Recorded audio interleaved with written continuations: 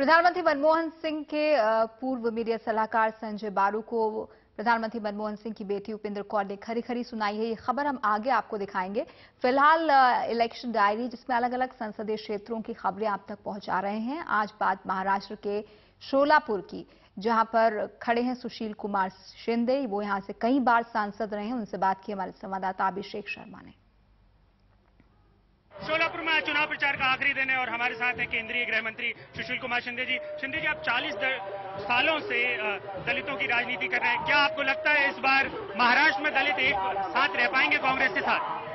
महाराष्ट्र में गए चुनाव से इस वक्त अच्छा चुनाव रहेगा और कांग्रेस एनसीपी के लोग काफी तादाद में चुन के आएंगे। लेकिन क्या आपको लगता है कि पिछले चुनाव से इस बार के चुनाव प्रचार में क्या फर्क लग रहा है, क्योंकि बहुत ज्यादा व्यक्तिगत हमले हो रहे हैं चुनाव प्रचार में? आपने बहुत सही कहा है कि ये राष्ट्रीय चुनाव है, लोकसभा का।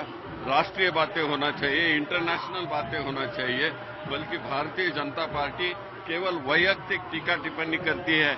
ये हमारे देश के लिए अच्छा नहीं, क्योंकि इस चुनाव में नेशनल प्लानिंग होना चाहिए, नेशनल पर्सपेक्टिव ऑफ फाइनेंसेस होना चाहिए।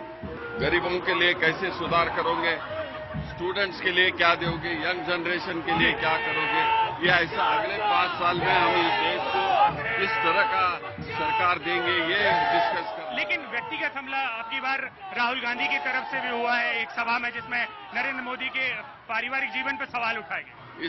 इसका मतलब यह है कि वो वैयक्तिक टीका टिप्पणी करते हैं, मेरे पर भी की है। उनके पास कोई प्रश्न नहीं है, उनके चुनाव के लिए कोई मुद्दे नहीं हैं। मैं तो कहता हूं कि जो सरकार, जो पार्टी चुनाव के उनके पास मुद्दे नहीं होती है, वो इंडिविजुअल इस तरह की टीका टिप्पणी करते हैं। आप आखिरी सवाल की, क्या इस वक्त में जब चारों तरफ मोदी की लहर की बात कही जा रही है, कांग्रेस का विश्वास कुछ डोला हुआ है? क्योंकि शरद पवार कह रहे हैं कि खुद कांग्रेस के लोग चुनाव प्रचार में शामिल नहीं हो रहे हैं और अच्छे तरीके से ताकत नहीं लगा रहे। अभी भीड़ देखा ना आप, किस तरह की भीड़ है यहाँ। मुझे बिल्कुल नहीं लगता है कि यहाँ मोदी की लहर है। पूरे महाराष्ट्र में मोदी की लहर नहीं है, पूरे देश में मोदी की लहर नहीं है। ये जैसा इंडिया शाइनिंग हो गया था और फील गुड हो गया था 2004 में, तभी तो अटल जी के मीटिंग में इससे 4 गुना भीड़ रहती थी। तभी इस देश के लोगों ने यूपीए सरकार को चुनाव में प्राधान्य दे दिया। देश में कांग्रेस की सरकार लाई। मुझे लगता है कि अभी भी इस वक्त वही हो जाएगा। आखिरी बात है कि शरद पवार कह रहे हैं कि दम नहीं लगा रही है कांग्रेस, इस बार कुछ बेरुखी से काम कर रही है।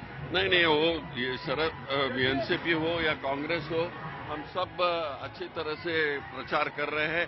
ये यहाँ दोनों है। ये एक देखिए, ये रिमोट कॉन्स्टिट्यूएंसी है 42, तो यहाँ ये माहौल है, तो पूरे महाराष्ट्र में उस तरह का माहौल है।